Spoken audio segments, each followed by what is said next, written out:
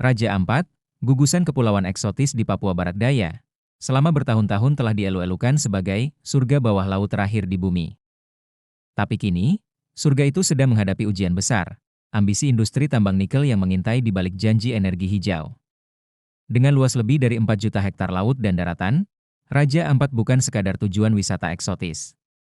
Ia adalah rumah bagi lebih dari 1.700 spesies ikan dan 600 spesies karang, setara dengan 75% jenis karang dunia. Keanekaragaman hayatinya menjadikan kawasan ini sebagai inti segitiga terumbu karang dunia, Coral Triangle, menjadikannya situs penting bagi ilmuwan, penyelam, dan pecinta lingkungan di seluruh dunia. Namun, akhir-akhir ini, bayang-bayang tambang nikel semakin merasuk ke dalam narasi konservasi Raja Ampat. Isu ini mencuat kembali usai terungkapnya ekspansi tambang PT GA Nikel di Pulau GA dan rencana pembukaan lahan di KW serta Manuran, wilayah yang selama ini diyakini sebagai benteng terakhir keaslian ekosistem tropis Indonesia. Pulau GA yang terletak di utara Raja Ampat, secara administratif berada dalam wilayah adat masyarakat suku KW. Aktivitas eksplorasi dan rencana eksploitasi nikel oleh perusahaan tambang yang merupakan bagian dari konsorsium besar antara Indonesia dan Cina, mulai memantik reaksi keras.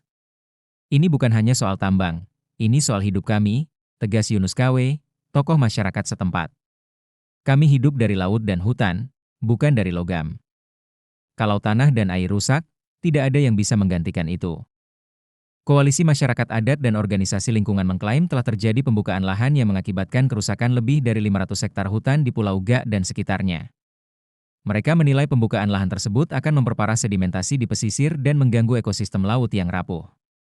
Pada 3 Juni 2025 lalu, dalam konferensi Indonesia Critical Minerals di Jakarta, sekelompok aktivis muda dari Papua dan Greenpeace Indonesia melakukan aksi damai. Dengan mengenakan pakaian adat dan membawa spanduk bertuliskan, Save Raja Ampat from Nickel Mining, mereka berdiri di tengah delegasi industri dari berbagai negara.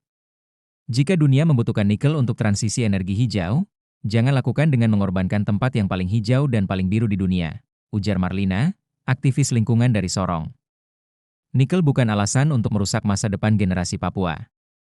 Aksi ini langsung viral dan menjadi tajuk berita di media nasional dan internasional. Dukungan publik pun membanjir, dari aktivis lokal, influencer, hingga akademisi dari berbagai universitas ternama. Bahaya terbesar dari aktivitas tambang bukan hanya pada hilangnya hutan, tetapi juga dampaknya terhadap ekosistem laut. Sedimentasi akibat pembukaan lahan bisa melumpuhkan pertumbuhan terumbu karang dan memperburuk kondisi coral bleaching, pemutihan karang yang saat ini sudah menjadi ancaman global. Sejak 2023, Raja Ampat termasuk dalam wilayah yang terdampak gelombang global bleaching akibat pemanasan laut. Menurut laporan NOAA, lebih dari 84% wilayah terumbu karang dunia mengalami pemutihan antara 2023 dan 2025. Sedimentasi tambang hanya akan mempercepat proses kehancuran ini. Terumbu karang sangat sensitif. Sedikit saja peningkatan suhu atau kekeruhan air bisa membunuh seluruh koloni karang, jelas Dr. Made Arya, ahli ekologi laut dari Universitas Cendrawasih. Kalau Raja Ampat rusak, kita kehilangan satu dari sedikit tempat yang masih utuh secara ekologis. Menyusul tekanan publik, pemerintah melalui Kementerian ESDM akhirnya mengumumkan moratorium sementara terhadap aktivitas tambang di Pulau GA hingga ada verifikasi lapangan dan audit lingkungan. Menteri Bahlil Lahadalia menyebutkan bahwa pemerintah tidak akan kompromi jika terbukti terjadi pelanggaran terhadap kawasan konservasi atau tanah adat. Kami mengecek kembali semua izin dan dampaknya.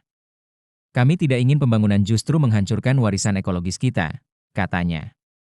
Di sisi lain, Kementerian Kehutanan menyatakan telah menangguhkan penerbitan izin baru di kawasan Raja Ampat hingga evaluasi kawasan selesai. Langkah ini dinilai sebagai bentuk kompromi antara agenda industri dan pelestarian lingkungan. Namun, sejumlah aktivis tetap menilai bahwa moratorium hanya solusi jangka pendek. Mereka menuntut pencabutan izin secara permanen serta pengakuan hukum terhadap hak masyarakat adat dan kawasan konservasi laut. Raja Ampat selama ini telah menjadi contoh keberhasilan ekowisata berbasis komunitas. Sebelum pandemi, kunjungan wisatawan mancanegara ke wilayah ini menghasilkan pendapatan lebih dari 300 miliar rupiah per tahun bagi masyarakat lokal, terutama melalui jasa pemandu, penginapan homestay, hingga produk kerajinan lokal. Kini, pemerintah daerah menggagas inisiatif untuk menjadikan Raja Ampat sebagai kawasan ekonomi khusus, KEK, ekowisata, dengan fokus pada pariwisata berkelanjutan dan riset kelautan. Kami ingin masa depan Raja Ampat ditentukan oleh lautnya, bukan oleh tambangnya, ujar Bupati Raja Ampat, Abdul Faris Umlati. Kami tidak menolak pembangunan, tapi pembangunan harus selaras dengan alam. Komitmen terhadap konservasi juga datang dari luar negeri. Indonesia, melalui kerjasama dengan Amerika Serikat dan LSM Internasional, tengah memanfaatkan skema Debt for Nature Swap senilai 35 juta US$. Dana ini akan digunakan untuk memperluas program restorasi terumbu karang di wilayah Coral Triangle, termasuk Raja Ampat. Program ini memungkinkan pengalihan utang luar negeri menjadi dana konservasi lingkungan, dengan pengawasan ketat dan target-target ekologis yang jelas. Ini adalah momen langka ketika diplomasi, keuangan, dan lingkungan bisa berjalan seiring, kata Ibu Retno Marsudi, Menteri Luar Negeri Indonesia.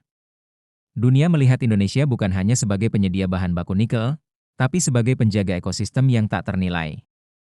Save Raja Ampat bukan hanya kampanye lokal. Ini adalah peringatan global. Dunia boleh berlomba mengejar transisi energi hijau, tapi jangan biarkan itu dilakukan dengan merusak tempat-tempat yang menjadi pusat kehidupan planet ini. Masa depan Raja Ampat akan sangat ditentukan oleh keputusan yang diambil hari-hari ini. Apakah kita akan memilih pembangunan yang berkelanjutan, atau menyerah pada kerakusan industri jangka pendek? Rakyat Papua, para pejuang lingkungan, dan dunia menanti jawabannya.